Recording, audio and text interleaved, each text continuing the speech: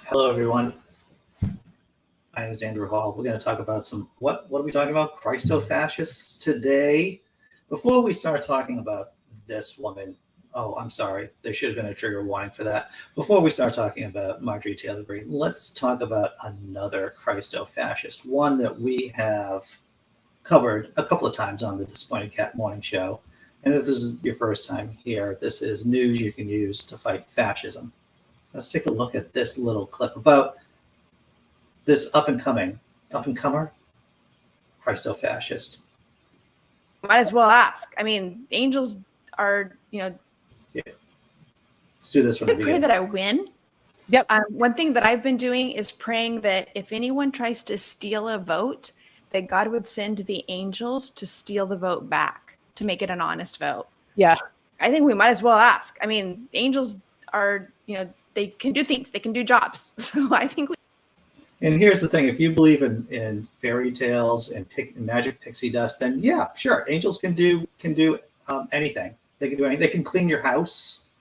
They might be able to change the oil to your car, and they can definitely change votes. we should give them a job with the election. Help us make it an honest one. So angels, if there are any fake ballots that have been produced, burn them up, find them and destroy them. If votes are flipped in the machines, flipped away from the candidate someone voted for, flip it back. And I don't care which way, if it's from me to someone else, because that's what's honest. Just make it an honest vote. So I'm not asking for cheating. I'm not asking the angels to cheat. I'm asking the angels.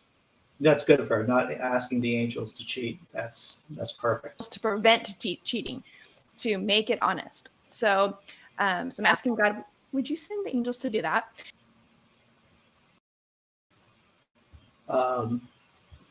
I don't know what's the over under on God sending angels to help this woman, seeing that that's not going to happen. That is just delusional thinking. That is just pure delusional thinking. But that really is somewhat the essence of Christo-fascism. I don't even know if Rachel Ham actually believes in the crap that she's saying. Maybe she does. Maybe she's full-blown psychotic. But it does resonate with the QAnon, Marjorie Taylor Greene, Donald J. Trump voters out there. And I guess this is a good time to start talking about Marjorie Taylor Greene. And, I try to do a trigger warning enough. I'm going to throw this idea just out there.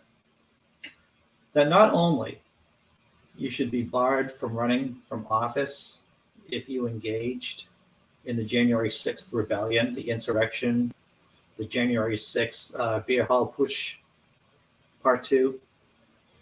But if you don't understand evolution, if you don't think evolution is real, I don't think you should be running for public office either. I think that should be a hard no. That should be a hard no. Because on one hand, let's say you don't understand evolution, then maybe you should go back to middle school and go through middle school biology.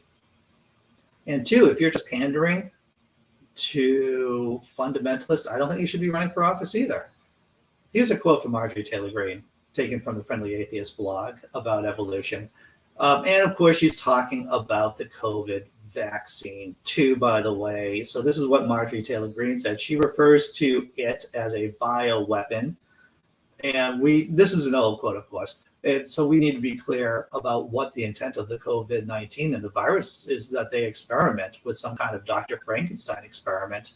And here it is. Here's the money quote right here about evolution. I don't buy it because I don't believe in evolution, the Congresswoman said.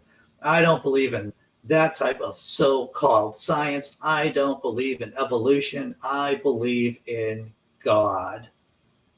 That statement alone should bar you from running for public office here in the United States of America, in the secular state that we live in. That kind of idiocy, that should just be no. You're not on the ballot, not even as a write-in. I don't know how you would bar a write-in candidate, but yeah, no. So links to the story in the description below, everyone. January 6th to take center stage, a disqualification hearing for Marjorie Taylor Greene. Yes, there is a chance. Let's hope and pray to the angels that she will not be on the ballot in 2022. Atlanta, CNN, a potentially precedent-setting disqualification hearing will kick off Friday in an Atlanta courtroom to determine if Republican Representative Marjorie Taylor Greene of Georgia is constitutionally barred from running for re-election because of her role in the January 6th insurrection. Greene is expected to be called as a witness during the marathon hearing, making her the first lawmaker to testify under oath about her involvement in the insurrection. The outcome will reverberate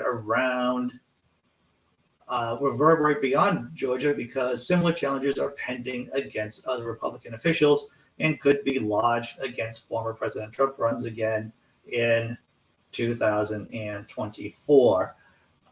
That's the magic sauce to all of this, everyone. Is that not only let's say that she is still able to run for public office, but the court finds that she perjures herself. That's why politicians hate going up on the stand under oath, is because, especially people like Marjorie Taylor Greene, they are so used to lying that they are afraid that at some point they will perjure themselves on the stand. And if they perjure themselves on the stand, that means they are in the trouble bubble. Several of Greene's constituents in her Northwest Georgia district initiated the challenge last month with backing from a coalition of liberal activists and constitutional scholars. They claim Greene aided the insurrection by promoting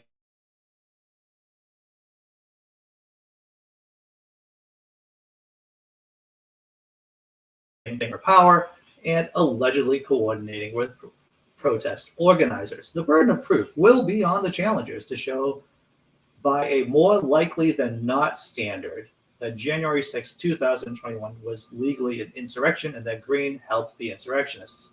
State Judge Charles Boudreaux will preside over the administrative hearing and will issue a recommendation to Georgia State Secretary Brad Raffensperger on whether or not Greene should be disqualified. If there is a dictionary definition of anyone who should be disqualified from this upcoming election, the midterms, it would be Marjorie Taylor Greene. The case resolves around a Civil War era provision in the 14th Amendment, which says any American official who takes an oath to uphold the Constitution is disqualified from holding any future office if they engage in insurrection or rebellion against the same or given aid or comfort to the enemies thereof. But how this applies today is a hotly debated legal question. I don't know why this is a hotly debated legal question. It sounds more like politics than the rule of law, because if you are actively involved in a rebellion, if you are actively involved against the peaceful transfer of power, which is the cornerstone of democratic systems, of free societies, or even somewhat free societies that we have here in the States, you have to have a peaceful transfer of power. And if you are against that, then and if you're a politician, if you're a lawmaker who has pledged to uphold the Constitution, then you should not be running. You should not be allowed to stand for the next election. Is that just common sense? I think it's just common sense. Well, wait, is there more? This is an old video about Marjorie Taylor Greene talking about the January 6th insurrection. That, yes, we have time for this, everyone. We have time for this. Let's check out what, did I give enough trigger warnings that there'd be a Marjorie Taylor Greene video coming up? I hope I did. Here we go. Let's check it out. Of Blue Anon, because Blue Anon, these are the things that are turning these independent voters, but they need to look harder. They need to look harder at the lies of Blue Anon. See, so this is a common tactic by Republicans and the Russian FSB. And if you don't know who the Russian FSB is, they are the KGB. They are the secret security services, or not so secret security services, that actually run the Russian Federation right now. This is the accusing the other side of what you are doing. So even though she is a QAnon, a hardcore QAnon supporter, she wants to warn, her talking point is warning against Blue Anon. Because Blue Anon, the dangerous media, the Democrat media that is so divisive and would do anything to cause someone like me to be killed, or someone like you, Steve, to be killed because of the Democrat lies about us and about January 6th. You see, they're the real problem in the country, and I hope that these independent voters, these people that are starting to wake up, I hope they wake up to these lies, because they're telling terrible things about us, things that are not true, and things that are completely coming out of my mouth. And just wait, she's actually more rational in this half of the video than in the second half. Other Republicans that are not true, and innocent people that were at the Capitol on January 6th. But the real truth is the communist revolution that the Democrats funded and waged every single day and every single night in American cities all across our country. You see, that was an attack. That's code, by the way, for Black people protesting cops shooting them in the back 7 times. Because, of course, what the Republicans don't want you to think about is the January 6th insurrection. What they want you to think about are BLM protests in the streets. That's what they want you to focus on, because that's all they have to offer. They don't have any real policies. What they have is race baiting. On innocent American people, whereas January 6th was just a riot at the Capitol. And if you think about what our Declaration of Independence says, it says to overthrow tyrants. So there's a clear difference between January 6th and the Marxist communist revolution that Antifa, BLM, Democrats. See, she just throws out words. She just throws out word salads. I don't care if you are a evangelical apologist throwing out word salad that they don't understand, like the second law of thermodynamics, or Marjorie Taylor Greene just throwing out words like BLM, communism, Jordan Peterson. It's a Jordan Peterson tactic, right? Just throwing out words, buzzwords to befuddle people's brains with bullshit. Ground troops waged on the American people in 2020, but this selfish, self-righteous Congress that only serves itself refuses to talk about the people. All they want to talk about is the riot on January 6th. Of course, she's on Steve Bannon's show too. Is anyone surprised? She's on Steve Bannon's show? And Steve Bannon doesn't even seem to be paying any attention to her. He must be checking out his texts or something. Ridiculous. So, to live is to hope. Let's not forget this. To live is to hope. Even if, let's hope that she's not allowed to run for office. And if she is allowed to run for office, let's hope she perjures herself in some kind of ridiculous and absurd way. Because let's not forget, when we have idiots like her, like Tucker Carlson, like Joe Rogan, like Alex Jones, when they're put up on the stand, or when their people are put up on the stand, they always say something along the lines of, no one should take us serious. This is just for entertainment purposes only. I want to see what she says. It should be an entertaining time, if nothing else. Going to check out the chat before closing out the show. We're already 13 minutes in. After show at 9:15 on the other channel. Link to be on the panel is in the description below. Thank you, Cindy Plaza, for being the new patron too. By the way, I just shot you an email. Thank you, everyone who showed up today. This is always a lot of fun. I'm going to drop a cat video. I'm going to drop a thank you video.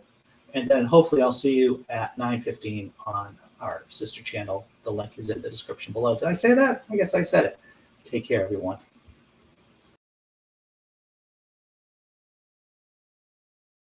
Hey now, this is what dreams